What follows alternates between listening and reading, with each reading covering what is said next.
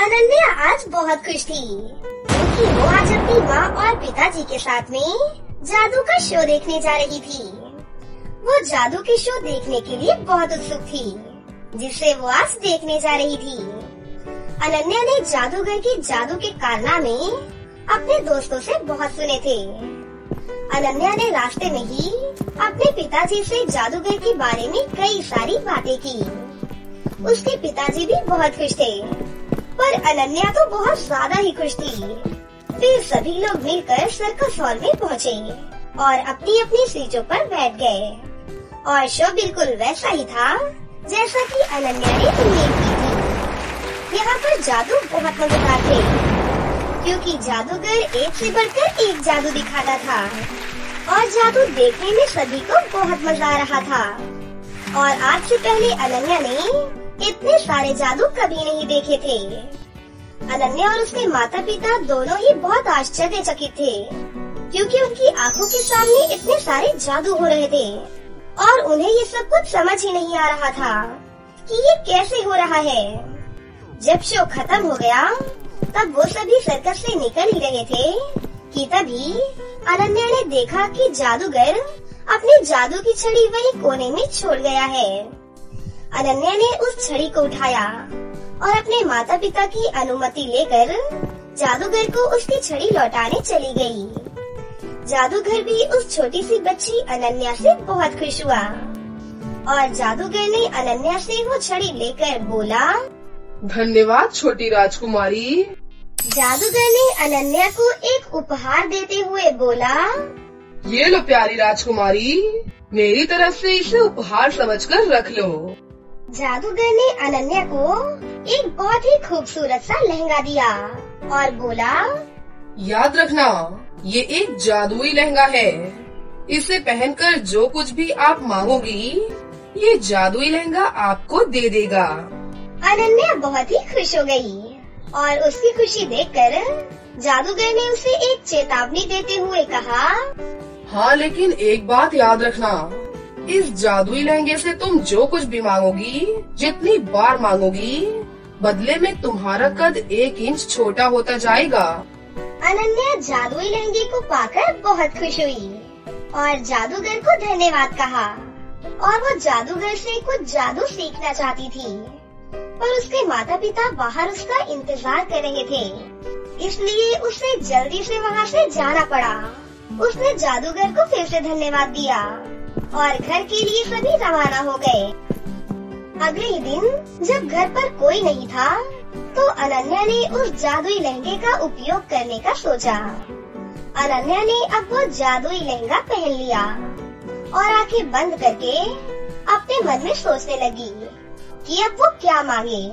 फिर उसने कहा, चिकन बर्गर। अनन्या की इतना कहते ही वहाँ पर बर्गर आ जाता है।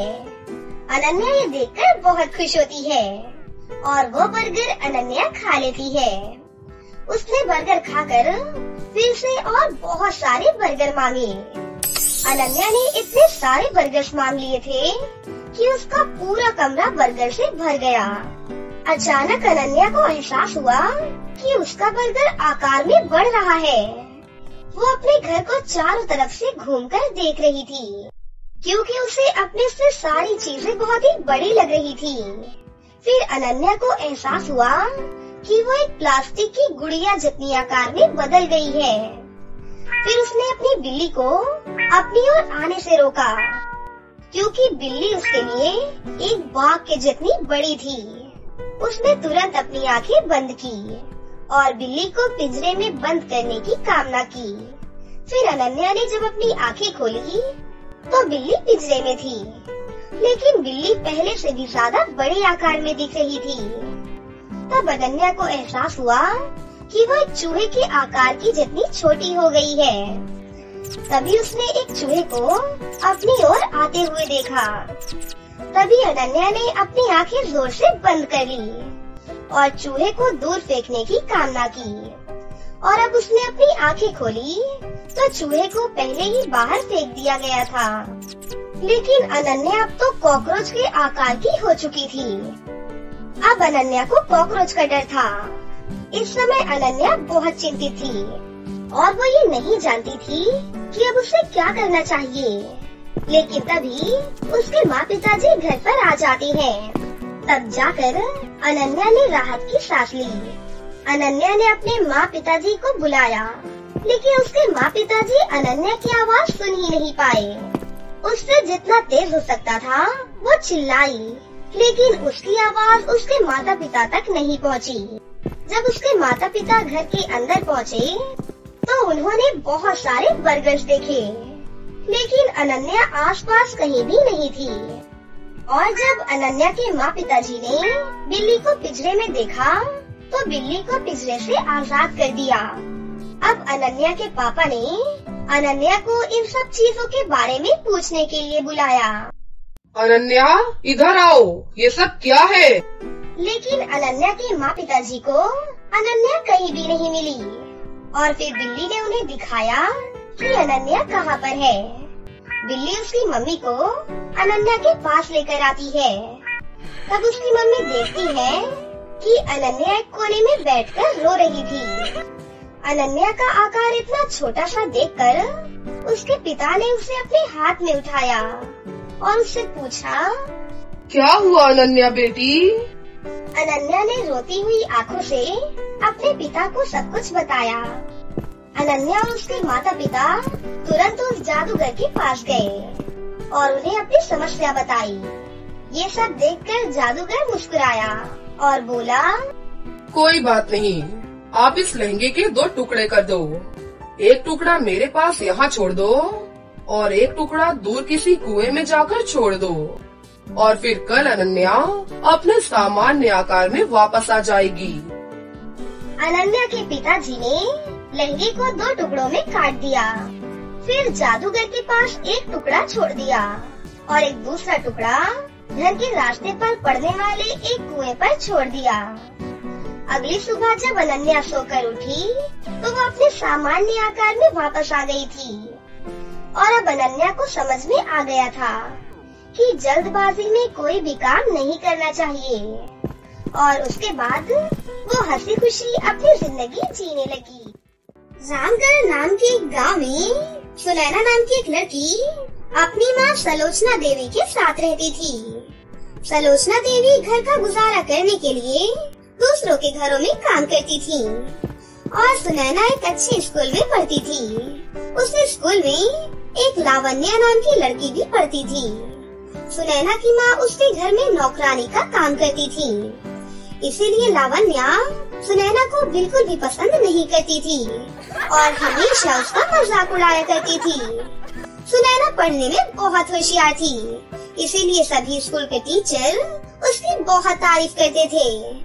एक दिन टीचर, सुनो बच्चों, तुम सभी को एक प्रोजेक्ट पूरा करने के लिए हिल स्टेशन पर ले जाया जाएगा, जिसमें तुम्हारी मॉनिटर सुनैना होगी।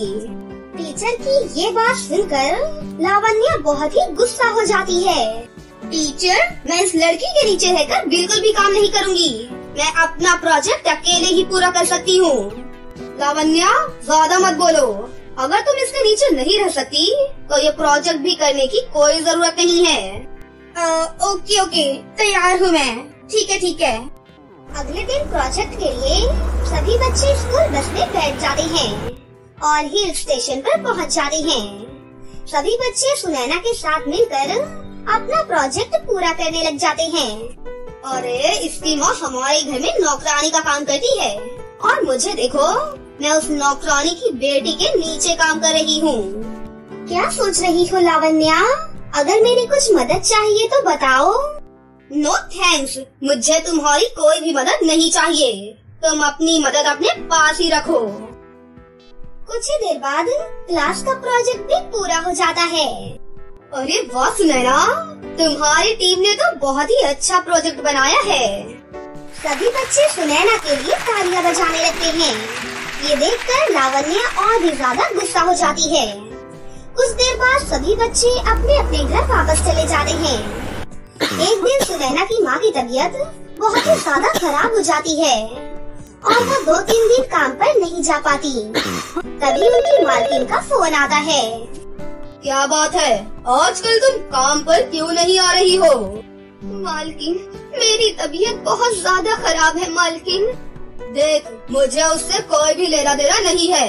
अगर तू नहीं आ सकती तो तू हमेशा के लिए काम छोड़ दे। इतना कहकर मालकिन फोन काट देती है। तभी, क्या हुआ माँ, आप इतनी परेशान क्यों लग रही हो? बेटा, मालकिन का फोन आया था। वो कह रही थी कि अगर मैं समय से कल नहीं पहुंची तो मुझे काम से निकाल देंगी। बेटा, अगर उन्होंने मुझे काम से निकाल दिया तो हमारा गुजारा कैसे होगा बेटा? माँ, आप चिंता क्यों करती हो? जब तक आप ठीक नहीं हो जाती तब तक मैं आपकी जगह काम करती हूँ। अगले दिन से सुनैना लावण्या के घर में काम करने जाती है। अरे बेटा, तुम कौन हो और यहाँ क्या करने आई हो? मालकिन, मैं सलोचना माँ की बेटी सुनैना हूँ। मेरी माँ कुछ दिनों से बहुत बीमार है, इसीलिए उनकी जगह अब मैं काम करूँगी। उसके बाद सुनैना चुपचाप अपने काम में लग जाती है। तभी वहाँ पर लावण्या आ जाती है। अरे सुनैना, तुम मेरे घर में क्या कर रही हो? अरे बेटा, तुम इस लड़की को जानती हो क्या? हाँ माँ, ये मेरे ही क्लास में पढ़ती है और सभी टीचर्स इसकी बहुत तारीफ करते हैं। लगता है इस लड़की में जरूर कोई खास बात होगी, तभी तो इसकी टीचर्स इतनी तारीफ करती हैं। और देखो, कितनी समझदार लड़की है। अपनी माँ की मदद करने के लिए उसका काम करने खुद ही चली आई। ओह माँ, प्लीज इस नौकरानी की तारीफ अब आप मत करो। मैं पहले से ही स्कूल वालों से इतनी ज्यादा परेशान हो चुकी हूँ। गुस्से में लावण्या वहाँ से चली जाती है। वो स्कूल जाकर सभी बच्चों को सुनैना के बारे में बताती है। थोड़ी ही देर बाद सुनैना वहाँ पर आ जाती है। लावण्या पूरी क्लास में सैनिटाइजर छिड़कने लगती है और बोलती है, हे भगवान, ये लड़की इतनी गंदी और बदबूदार है। अरे, क्या तुम लोगों को गटर की बदबू नहीं आ रही? हाँ, आ रही है ना, बहुत गंदी बदबू आ रही है। अरे, ये अभी अभी मेरे घर में गटर साफ करके आ रही है और पता है उसके बाद नहाई भी नहीं है। छी छी, कितनी गंदी लड़की है। रोते रोते सुनैना वहाँ से चली जाती है। अब आया ना मजा। काफी दिनों से इसकी तारीफ पे तारीफ सुन रही थी। अब देख, मैं तेरे साथ क्या करती हूँ। अगले दिन लावण्या का जन्मदिन था। माँ, कल मेरा जन्मदिन है, क्या मैं अपने स्कूल के दोस्तों को पार्टी में बुला लूँ? हाँ हाँ बेटा, जरूर बुलाओ। इसमें पूछने वाली कौन सी बात है, मैं सारा अरेंजमेंट कर दूंगी। अगले दिन लावण्या स्कूल में जाती है और सबसे बोलती है, सुनो दोस्तों, कल मेरा जन्मदिन है और मैं अपने घर में पार्टी देने वाली हूँ। पार्टी में सभी बच्चे सुंदर सुंदर लहंगे पहन कर आएंगे और साथ ही लिपस्टिक भी लगाएंगे। और सुनो सुनैना, वैसे तो तुम मुझे बिल्कुल भी पसंद नहीं हो, लेकिन तुम मेरी क्लास में ही पढ़ती हो, इसीलिए कल पार्टी में तुम जरूर आना और पार्टी में लहंगा पहनकर और लिपस्टिक लगाकर ही आना, समझी तुम? ठीक है लावण्या, मैं तुम्हारी बर्थडे पार्टी में जरूर आऊंगी। सुनैना उदास मन से अपने घर वापस जा रही थी और वो रास्ते में सोचती है, हे ऊपर वाले, अब मैं क्या करूं? मैं लहंगा और लिपस्टिक कहाँ से लेकर आऊं? मेरे पास तो पैसे भी नहीं है और अगर मैं पार्टी में नहीं गई तो लावण्या फिर से मेरे ऊपर गुस्सा करेगी और मुझे काम से निकाल देगी। ये सोचते सोचते सुनैना एक कुएं के पास पहुंच जाती है। तभी उस कुएं के अंदर से उसे डरावनी आवाजें सुनाई देती है। फिर सुनैना डरते डरते उस कुएं के पास जाती है और अंदर देखती है तो वहाँ पर कुछ औरतें लहंगा और लिपस्टिक बना रही थी। तभी सुनैना उन औरतों से कहती है, अरे आंटी, आप ये क्या कर रही हो? क्या मैं आपकी कोई मदद करूं? बेटी, मैं एक जादूगरनी हूँ और इस कुएं में रहकर गरीब लड़कियों के लिए जादुई लहंगे सिलती हूँ और साथ ही जादुई लिपस्टिक भी बनाती हूँ। अगर तुम्हें लहंगा और लिपस्टिक चाहिए तो तुम मुझे बताओ, तुम इनसे जो भी मांगोगी वो तुम्हें मिल जाएगा। आंटी, मेरे पास आपको देने के लिए एक पैसा भी नहीं है, लेकिन मुझे लहंगे और लिपस्टिक की बहुत जरूरत है। आंटी, कल मेरी दोस्त की बर्थडे पार्टी है। कोई बात नहीं बेटा, तुम बहुत ही अच्छी लड़की हो, इसीलिए मैं तुम्हारी मदद फ्री में करूँगी। इतना कहकर जादूगरनी अपनी जादुई छड़ी से एक लहंगा और लिपस्टिक बाहर निकालती है और उसे सुनैना के पास ऊपर भेज देती है। सुनैना लहंगा और लिपस्टिक देखकर बहुत खुश हो जाती है। फिर सुनैना जादूगरनी का धन्यवाद अदा करती है। आपका बहुत बहुत धन्यवाद आंटी जी। मैं ये लहंगा पहनकर और लिपस्टिक लगाकर लावण्या के जन्मदिन पर उसके घर पर जाऊंगी। लावण्या भी मेरा लहंगा और लिपस्टिक देखकर बहुत ही खुश हो जाएगी। उसके बाद सुनैना वो जादुई लहंगा और लिपस्टिक लेकर अपने घर वापस आ जाती है और अपनी माँ को वो सारी बातें बताती है। उसके बाद सुनैना वो जादुई लहंगा पहन लेती है और जादुई लिपस्टिक भी लगा लेती है। फिर वो उस जादुई लहंगे और लिपस्टिक से लावण्या के लिए गिफ्ट मांगती है।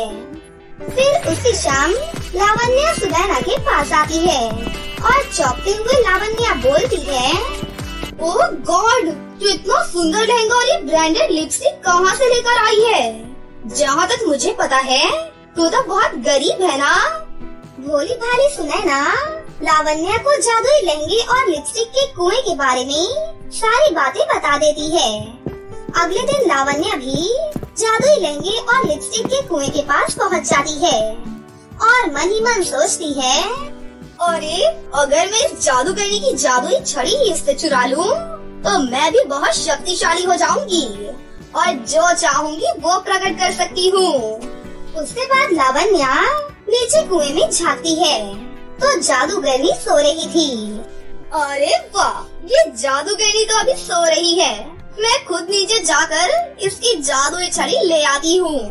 लावण्या सीढ़ियों से नीचे उतर जाती है और जादूगरनी की जादुई छड़ी चुपके से उठाकर अपने साथ अपने घर ले जाती है। जादुई छड़ी, जल्दी से मेरा घर सोने चांदी से भर दे और मुझे दुनिया की सबसे खूबसूरत लड़की बना दे। लावण्या के इतना कहते ही उसके घर में आग लग जाती है और लावण्या बहुत ही बदसूरत हो जाती है। हे भगवान, ये क्या हो गया? मैं इतनी बदसूरत कैसे हो गई? और मेरा घर? तभी वहाँ पर सुनैना आ जाती है। वो भी ये सब देखकर कहती है, हे भगवान, तुम्हारे घर में आग कैसे लग गई? और तुम्हारी ये हालत कैसे हो गई? सब ठीक तो है ना लावण्या? रोते रोते लावण्या सुनैना को सारी बातें बता देती है। लावण्या, ये तुमने बहुत ही गलत किया। तुम्हें चलकर जादूगरनी जी से माफी मांगनी चाहिए। लावण्या और सुनैना दोनों जादूगरनी के पास जाती हैं और जादूगरनी से माफी मांगने लगते हैं। आज तो मैं तुम्हें छोड़ रही हूँ। आगे से अगर तुमने कोई भी गलत काम किया तो तुम्हें उसकी सजा जरूर मिलेगी। उसके बाद जादूगरनी लावण्या के घर को पहले जैसा कर देती है और लावण्या भी बिल्कुल ठीक हो जाती है। अब लावण्या और सुनैना बहुत ही अच्छे दोस्त बन जाती हैं और दोनों खुशी खुशी एक साथ मिलकर रहने लगती हैं। और यहाँ जादुई लहंगे और लिपस्टिक की वजह से सुनैना भी बहुत ही अमीर हो जाती है। अब उसे जो भी चाहिए रहता था वो उस जादुई लहंगे और लिपस्टिक से मांग लिया करती थी। उस दिन के बाद से वो अपनी माँ के साथ हंसी खुशी अपनी जिंदगी जीने लगती है। तो दोस्तों, कैसी लगी आपको हमारी ये कहानी? अगर आपको हमारी कहानी अच्छी लगी हो तो इसे जरूर लाइक करें। साथ ही हमारे चैनल को सब्सक्राइब भी कर लें और बेल आइकन को दबाना ना भूलें। मिलते हैं अगली वीडियो में। धन्यवाद।